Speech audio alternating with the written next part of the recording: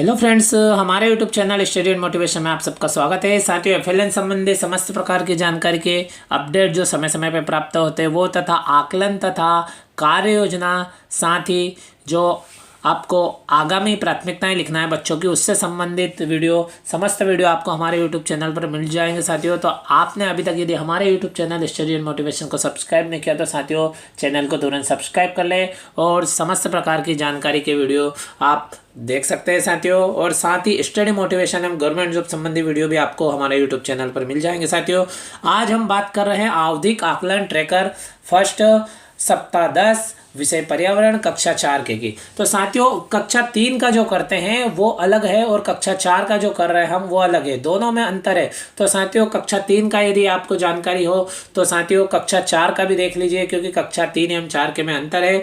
तो इसमें एक प्रकार से अंकन सिस्टम दिया गया है। अंकन किस प्रकार से दिया गया है तो वो अभी हम निर्देशों के साथ में देखने वाले हैं और शिक्षक संदर्शिका में देखने वाले, ताकि आपको एकदम व्यवस्थित जानकारी मिले और सही जानकारी मिले। इसके लिए साथियों हम शिक्षक संदर्शिका के पृष्ठ क्रमांक सहित निर्देश आपको बताने वाले हैं। साथियों, तो आप देख सकते हैं साथियों, यहाँ पे सामान्य सी जानकारी, विद्यार्थी का नाम लिख देंगे और पिता का नाम लिख देंगे। फिर उसके बाद में आप देखेंगे तो यहाँ पे अवधारणाएं लिखी हुई है और उससे संबंधित वहाँ पे ऊपर एलोस भी लिखे हुए मिल जाएंगे। ये पर्यावरण कक्षा 4 की जो ट्रैकर शीट है साथियों उसकी बात कर रहे हैं। कुछ साथियों का कमेंट भी था कि पर्यावरण की शीट समझाइए, तो साथियों आप ध्यान से देखिएगा और वीडियो अपने साथियों के लिए अधिक से अधिक शेयर कीजिएगा फ्रेंड्स। तो आप देख सकते हैं यहाँ पे आप देखेंगे कि यहाँ पे 1, 2, 3 एवं 4 इस प्रकार से 1 से 4 हर प्रश्न के अंतर्गत हर अवधारणा के अंतर्गत नीचे दिया गया है। आप देख सकते हैं लास्ट तक आपको देखने को मिलेंगे।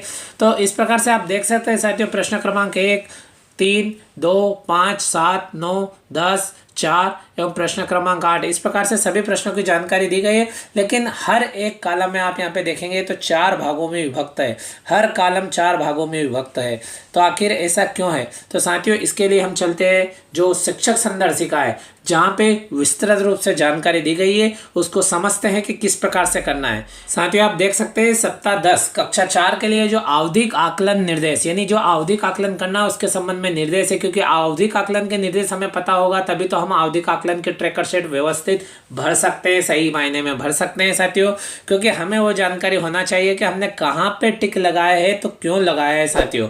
तो इसलिए आपसे रिक्वेस्ट है कि आप चैनल को सब्सक्राइब जरूर कर लें, क्योंकि हम आपको जो भी जानकारी बताते हैं वो चीज़ से जुड़े हुए तथ्यों को लेकर के हम बनाने का प्रयास करते हैं साथियों।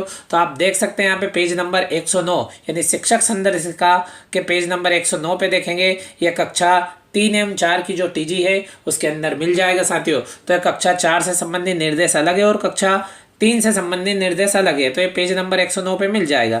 तो हम यहाँ पे देखते हैं साथियों कि किस प्रकार से हमें अपनी जो आकलन ट्रैकर शीट है वो किस प्रकार से बननी है, उसका यहाँ पे सारणी बाय सारणी डिटेल दिया गया है। तो साथियों आप देख सकते हैं इसमें अंकन सिस्टम दिया गया है। तो किस प्रकार से अंकन करना है तो आप देख सकते हैं विवरण, प्रतिशत और अंकन, यानी प्रतिशत के अंतराल में ले लें या अंकन के अंतराल में ले लें। कितने प्रतिशत होगा तो कौन से कॉलम में टिक करना है और कितना अंकन आएगा, यानी कितने प्रतिशत होगा तो कितना अंकन आएगा और अंकन के हिसाब से किस कॉलम में टिक करना है। तो आप देख सकते हैं विद्यार्थी कुछ नहीं कर पाता है, यानी कोई भी प्रश्न हल नहीं कर पाता और उसका परसेंटेज 0 है, तो हमको अंकन 1 यानी जो हमने अभी देखा ट्रैकर शीट में उसके 1 नंबर पे राइट का निशान लगाना है, यानी 1 नंबर के नीचे राइट का निशान लगाना है। फिर विद्यार्थी आंशिक रूप से सही कर पाता है, यदि विद्यार्थी आंशिक रूप से सही कर पाता है किसी प्रश्न को तो आप देख सकते हैं फिर वो 33% सही हल कर पाता है, यानी या तो वो आंशिक रूप से हल कर पाता है या फिर आप प्रतिशत के रूप में देखें तो 33% तक सही हल कर पाता है तो आप नंबर 2 में निशान लगाएं। इसी प्रकार से आप देखेंगे तो विद्यार्थी आधा अथवा आधे से अधिक सही हल कर पाता है। तो आप देख सकते हैं साथियों आधा या आधे से अधिक यानी 66% सही हल कर पाता है तो हमको तीसरे वाले कॉलम पर राइट का निशान लगाना है। यानी आप यहाँ पे 2 तथ्य देख सकते हैं। यदि बच्चे ने प्रश्न हल किया है तो यदि आप खुद अपना अनुमान लगा सकते हैं कि आधे से ज़्यादा है कम है तो ठीक है। परसेंटेज लेवल पे भी आप देख सकते हो उस प्रकार 3 पे अंकन करना है साथियों और हम सब आसान तरीके से अपने कार्य को कर लेते हैं साथियों। तो अगले में देखेंगे तो विद्यार्थी पूरा सही कर पाता है तो यानी 100% कर पाता है तो चौथे वाले यानी 4 के नीचे अंकन करना है। इस प्रकार से साथियों आप देख सकते हैं विद्यार्थी जिस लेवल पर है उस लेवल के नीचे हमें राइट का निशान लगाना है। यदि 1 नंबर पे है तो हमें 1 नंबर के नीचे जो ट्रैकर शीट दी है उसमें राइट, यदि 2 नंबर पे है तो 2 के नीचे, और 3 नंबर पे है तो 3 के नीचे, और 4 नंबर है यानी अंकन के आधार पर 4 अंक है तो 4 के नीचे हमें राइट का निशान लगाना है। ऊपर तो एक ही प्रश्न होता है तो ये बात हो गई साथियों, लेकिन 2 प्रश्न होने की स्थिति में क्या होगा, तो 2 प्रश्न के लिए नीचे सारणी दी गई, यानी ऊपर एक एलोस के लिए 1 प्रश्न होता है तो आप इस प्रकार से कर देंगे। किंतु 1 से अधिक यानी 2 प्रश्न होने की स्थिति में यहाँ पे स्पष्ट किया गया है 1 से अधिक 2 प्रश्न होने की स्थिति में, तो कुछ एक में आपको 2 प्रश्न भी मिल जाएंगे साथियों। तो उस प्रक्रिया में क्या करना है, तो आप देख सकते हैं दोनों उत्तर गलत होने की स्थिति में आप देख सकते हो 0% आएगा और नंबर 1 के नीचे आपको राइट का निशान लगाना है, यानी अंकन 1 के नीचे राइट का निशान लगाना है। इसी प्रकार से दोनों उत्तर में से एक आंशिक रूप से सही होने की स्थिति में, यानी वो 33% के लगभग सही है, तो हमको 2 नंबर के नीचे यानी 2 जो अंक दिया उसके नीचे आपको राइट का निशान लगाना है।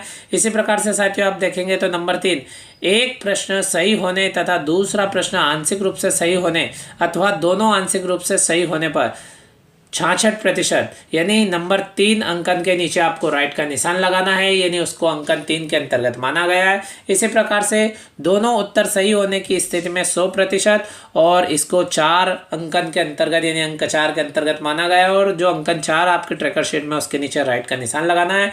इस प्रकार से साथियों आप देख सकते हैं बहुत ही महत्वपूर्ण और व्यवस्थित तरीके से यहाँ पे शिक्षक संदर्शिका में जानकारी दी गई है, जिसको हमें समझना अत्यंत आवश्यक है साथियों।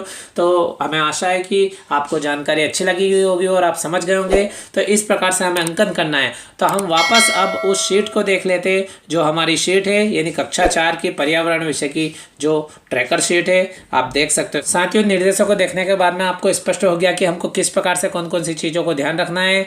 तो इस प्रकार से साथियों अब हम एक बच्चे की जानकारी यहाँ पे फिल करके देख लेते हैं। तो आप देख सकते हैं कक्षा 4 की पर्यावरण की ट्रैकर शीट है 10वें सप्ताह की, जो आपको दिखाई दे रही है। आप देख सकते हैं यहाँ पे एक एलोज है 302 और उससे संबंधित प्रश्न 1 है। तो आप देख सकते हो साथियों यदि वो 33% सही करता है तो दूसरे पे राइट लगाए, 66 तक करता है तीसरे पे राइट, और पूरा सही कर पाता है तो आप चौथे पे राइट लगा देंगे, और 0% हल कर पाता है यानी कुछ भी हल नहीं कर पाता है, खाली छोड़ देता है, वो जवाब नहीं दे पाता है तो पहले वाले पर राइट। इस प्रकार से चारों में से किसी एक कॉलम पे हमें राइट का निशान लगाना है। जैसे कि ये बच्चा है, मान लो 66% तक हल कर पाता है, तीसरे में राइट का निशान लगा दें और इन कॉलमों को छोड़ दें।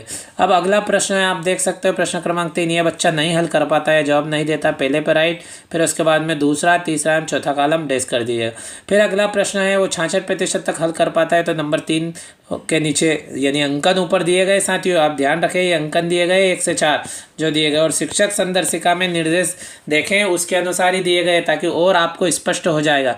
तो पहला एवं दूसरा कॉलम छोड़ दें क्योंकि बच्चा 66% तक हल कर पाता है तो तीसरे में राइट लगा दिया और चौथा भी छोड़ दिएगा। इसी प्रकार से अगला जो प्रश्न है 5वां, बच्चा पूरा सही हल कर पाता है, 4 में निशान लगा दें, 1 2 3 खाली छोड़ दें। इसी प्रकार से अगला प्रश्न 66% तक हल कर पाता है, तीसरे में राइट का निशान लगा दें, चौथे नंबर को छोड़ दें। इसी प्रकार से प्रश्न क्रमांक 9 के अंतर्गत देखते हैं तो बच्चा नहीं हल कर पाता है तो पहले में राइट का निशान और अगले तीनों कॉलम में डैश कर दे। इसी प्रकार से साथियों आप देखेंगे तो अगला जो प्रश्न है वो 66% तक हल कर पाता है तो अंकन 3 के नीचे राइट का निशान लगा दें। इसी प्रकार से अगला प्रश्न है जो प्रश्न क्रमांक 4 है वो अंकन 2 तक यानी वो बच्चा 33% तक हल कर पाता है तो 2 अंकन के नीचे राइट का निशान लगा दें। इस प्रकार से साथियों ये 4 1 से लेकर 4 तक ये अंकन योजना दी गई। इस अंकन के अंतर्गत हमें प्रतिशत को ध्यान में रखते हुए उन पर टिक का निशान लगाना है क्योंकि हमें वहाँ पे स्पष्ट रूप से निर्देशित किया गया है कि किस स्थिति में कहाँ पे हमको कौन से अंक के नीचे राइट का निशान लगाना है। इसी प्रकार से साथियों देखिए आप यहाँ पे देख सकते हैं कि 413 जो एलोज है उसका प्रश्न क्रमांक 8 है। तो ये प्रश्न क्रमांक 8 बच्चा पूरा सही हल कर पाता है, चौथे नंबर पर आप राइट का निशान लगा दें, बाकी कॉलम इसी प्रकार से डैश डैश करके छोड़ दें। इसी प्रकार से साथियों आप लास्ट में देखेंगे तो लास्ट वाला प्रश्न बच्चा 33% तक की हल कर पाया है तो दूसरे में राइट का निशान लगा दें, यानी अंक 2 में राइट का निशान लगा दे, अंकन 1 3 एवं 4 के नीचे डैश लगा दे। इस प्रकार साथियों पहले बच्चे की जानकारी हो गई, फिर दूसरे बच्चे की जानकारी भर देना, तीसरे की। इस प्रकार से आपकी कक्षा में जितने विद्यार्थी हैं उनकी जानकारी यहाँ पर अंकित कर सकते हो। और साथियों अन्य विषय के कक्षा 1 2 3 एवं 4 के जो FLN संबंधी प्रिपरेटरी स्टेज यानी कक्षा 3 एवं 4 से संबंधित जो जानकारी है तथा आकलन संबंधित वीडियो तथा कार्य योजना संबंधित वीडियो और साथ ही जो आगामी प्राथमिकता किस प्रकार से लिखना है बच्चे के स्तर के अनुसार हर बच्चे की किस प्रकार से लिख सकते हैं उससे संबंधित वीडियो भी हमारे यूट्यूब चैनल पर अपलोड कर दिए गए साथियों। तो आप हमारे चैनल को तुरंत सब्सक्राइब कर लें तथा आप वीडियो दोस्तों के साथ अधिक से अधिक शेयर करें तथा साथियों जो आपकी आवश्यकता हो उसके अनुसार आप वीडियो चैनल पर विजिट करके देख सकते हैं। इसी प्रकार की महत्वपूर्ण जानकारी के वीडियो के साथ में फिर मिलेंगे। Thank you friends.